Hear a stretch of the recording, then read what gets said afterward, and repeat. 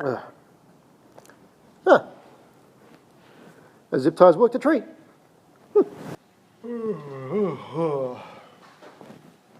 Oh, what an exhausting week. Welcome back to Dat Build. I've just come from my exhausting time of having to wait for the battery to drain down on my almost explosive situation. Since then, I have actually had a bit of a revelation. Instead of using the angle grinder, which, to be honest, really wasn't doing it for me, I am going to instead use my reciprocating saw. Should be a much easier job to get through here. I can work on the inside and actually find the line properly. The issue I was having out here is that I couldn't see where that poor seam was on the inside. I can actually see it really well from inside the cabin. Out here, they kind of lipped it over, so I can't really tell. So inside I go, start trimming away at that. Hopefully, I should be able to finish this off this morning, and then of course, move on to other things. Fingers crossed.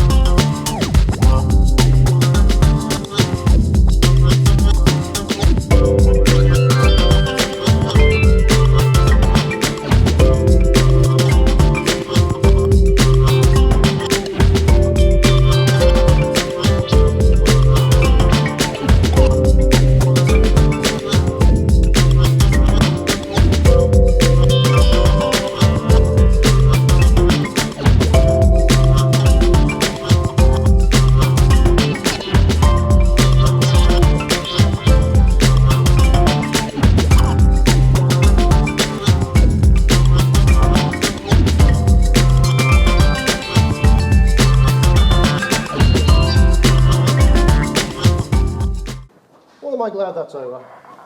That was interesting.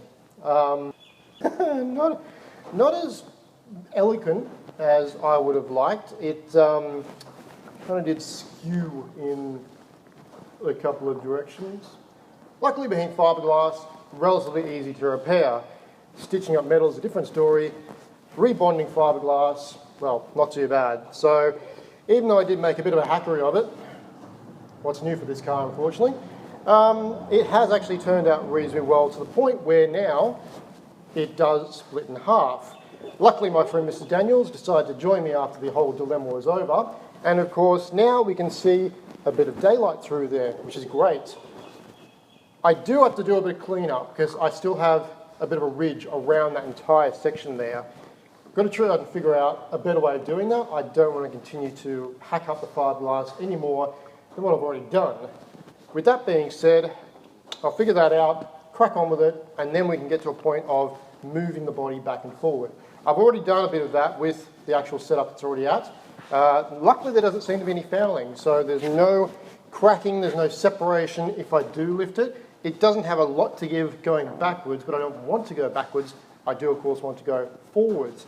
Once that trim piece is removed, hopefully then we can actually get just that little bit more we need to adjust the angle of the roof and get the roof lined up. Let's get on with it.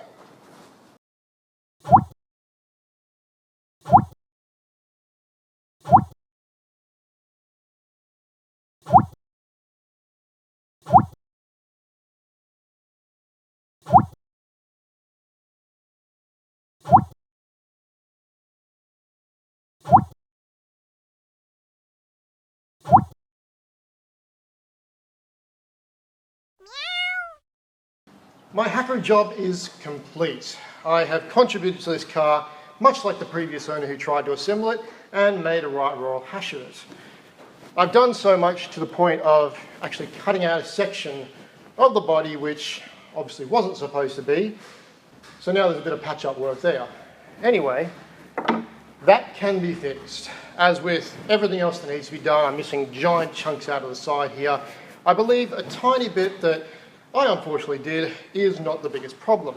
I'll show you in a second. I haven't put the roof back on just yet, but the angle does shift. I'll show you a before and after in a second. I am really excited. I'm really, I am so close, I believe, to having this front end sorted, to get the roof on, to get it lined up nicely, and then I've just got to seam that back together. I am so, I'm really excited. I'll be getting to that obviously in the rest of this, but let me show you right now just what the angle looks like.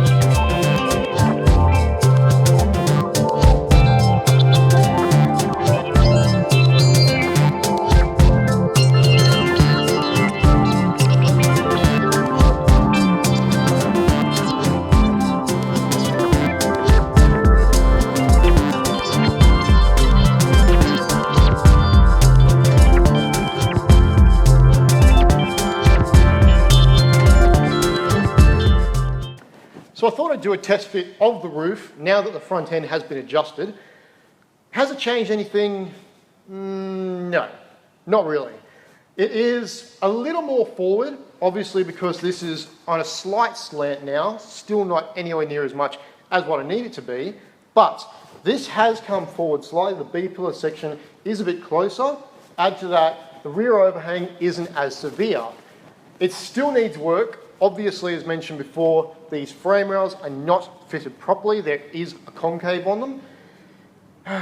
It's a little bit better. It's honestly not what I was hoping for. I was hoping that it'd be, this has solved the big problem, but honestly at the same time too, I knew there'd still be more to it than just that. It's a start. That needed to be done anyway, but realistically now, we're going to tackle that. So now what we have to do is unbolt the space frame and tub from the Beetle chassis and go about sorting out everything else. I'm kind of struggling where to really begin with fixing this. It's actually really starting to bug me that I can't exactly figure out what order I should do things in. So I've decided to more or less strip more of the car down, which sounds a bit counteractive, and of course it goes against what I said not 2 clips ago, 3 clips ago. What day is it now? I don't know. Anyway, I'm going to remove the wiring loom. That's going to be completely removed out of the equation. Vacuum up all the crud that are made, all the mess from the trim. And then I'll have a bit further look after that. But it's the third day from the first time I've recorded this, so I'm starting to lose track a bit, and I'm not really making much progress, even though this is one episode.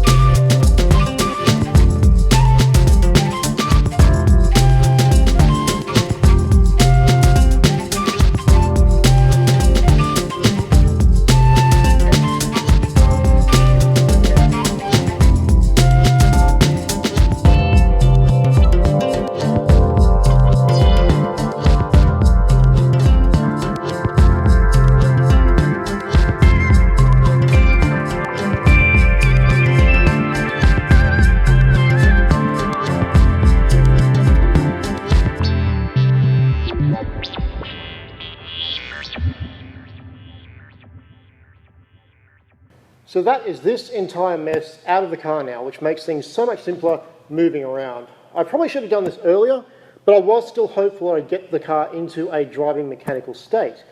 Since I'm not going to really bother doing that until I've stripped the tub off, I'll just have it as a floating frame, more or less, I've just removed it. And realistically, I'm going to trim it right back for now, just to the bare essentials, key to the actual starter, battery of course included.